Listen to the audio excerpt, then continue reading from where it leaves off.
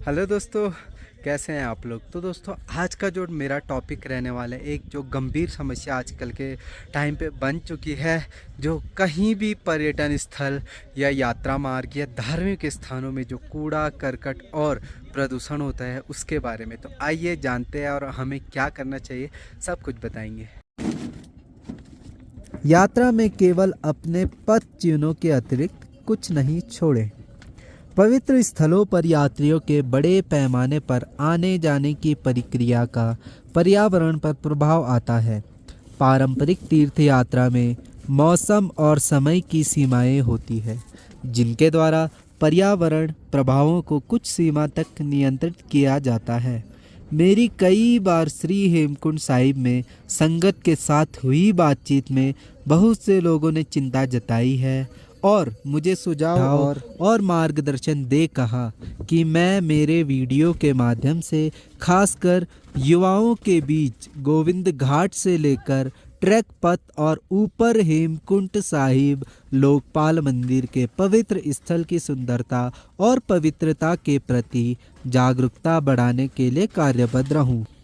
आरंभ में दोस्तों, डॉक्टर तारा सिंह की पुस्तक हेमकुंड दर्शन में से कुछ पंक्तियां स्वच्छता की आवश्यकता में से पढ़कर करना चाहता हूँ। इस पवित्र स्थान के दर्शनाभिलाषी जो श्रद्धालु अपनी यात्रा सफल करना चाहते हैं, उनको गुरु प्रेम, श्रद्धा, विश्वास तथा शुद्ध मन के अतिरिक्त इस स्थान के सम्मान तथा स्वच्छता को ध्यान में रखने की बहुत आवश्यकता है। इसके द्वारा श्रद्धा बढ़ती है तथा इसके पालन न करने से श्रद्धा पर प्रहार होता है। दोस्तों, अब बात करते हैं आजकल के समय में एक जिम्मेदार यात्री बनने के लिए हम सबको किन महत्वपूर्ण बातों का ध्यान में रखने की आवश्यकता है। Think green, do green and go green. हमें ध्यान देना चाहिए कि हम पर्यावरण के साथ जो कुछ भी करते हैं उसमें सावधानी बरतें। कभी भी उन गतिविधियों का चयन ना करें जो प्राकृतिक सौंदर्य और पर्यावरण को क्षति पहुंचाती है। अगला point, adopt to recycle and reuse. Recycle and reuse को अपनाने से कचरे की समस्या को कम करने में मदद मिल सकती है। हम सभी यात्रा में रीयूजेबल बैग का उपयोग कर सकते हैं। प्लास्टिक की समस्या आजकल पर्यटन और यात्रा में एक बड़ी समस्या और महामारी बन चुकी है। मैं मानता हूं कि पॉलीथीन बैग का प्रयोग हमारे दैनिक जीवन का एक अभिन्न हिस्सा बन गया है, परंतु क्या आप इसके दुष्प्रभावों से परिचित हैं? नॉन बायोडिग्रेडेबल होने के कारण ये एक लंबे समय तक नष्ट नहीं होते। इस कारण वे पर्यावरण में प्रदूषण उत्पन्न करते हैं। इनका प्रयोग अनेक प्रकार की बीमारियों को भी बढ़ावा देता है। फिर भी अगर इसका प्रयोग यात्रा के दौरान वर्षा से सामान को बचाने के लिए किया जाता है तो कृपया इनको या तो डस्टबिन में ही डालें या फिर अपने सामान के साथ वापस ले जाएं। आपके सामान में 2, 3 या 4 पॉलीथीन बैग हो सकते हैं, परंतु आप अनुमान लगाइए कि ईडीसी इको डेवलपमेंट कमेटी के लिए 4 महीने की यात्रा में इतने बड़े संख्या में इन बैगों को सुरक्षित तरीके से निपटाना एक गंभीर समस्या बन जाती है। इस पवित्र घाटी में ये पॉलीथीन बैग हिमालय के वनस्पति और वन्य जीवों दोनों के लिए घातक है। दोस्तों, अगर यह पॉलीथीन बैग संग्रहण इकट्ठा करने से पहले नदी में बह जाए या कोई जानवर इसे खा ले तो यह घातक हो सकता है। Third point, take nothing but pictures, leave nothing but footprints. कहीं पढ़ा था, यात्रा में केवल अपने पद चिन्हों के अतिरिक्त कुछ नहीं छोड़े।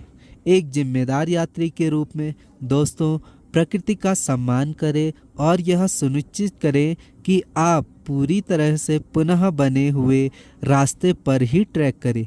कृपया शॉर्टकट न मारें, इससे फ्लोरा और फना की हानि का खतरा हो सकता है। इससे आप भी गंभीर रूप से घायल हो सकते हैं। मैं फरवरी की मेरी हेमकुंड यात्रा में वापसी पर बर्फ़ पर स्लाइड कर नीचे आया था। आप में से बहुत से सब्सक्राइबर्स ने अपनी चिंता दिखाते हुए दोबारा ऐसा न करने की सलाह दी। आपकी चिंता और स्नेह से गहरा प्रभावित हुआ हूँ मैं। तीसरा, अपने कचरे का ध्यान रखें। ट्रैक के दौरान आपके पास जो कचरा है उसे विभिन्न स्थानों पर रखे डस्टबिन में ही डालें। उसे ट्रैक पथ पर न बिखेरें जिससे गंदगी फैले और अन्य संगत को चलने में असुविधा हो।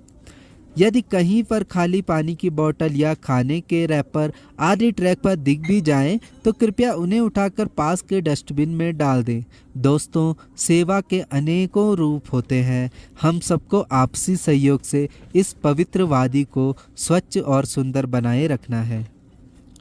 और कुछ ऐसे पॉइंट हैं, कई बार कुछ लोग अपना निशान छोड़ने के लिए पोस्टर आदि लगा देते हैं।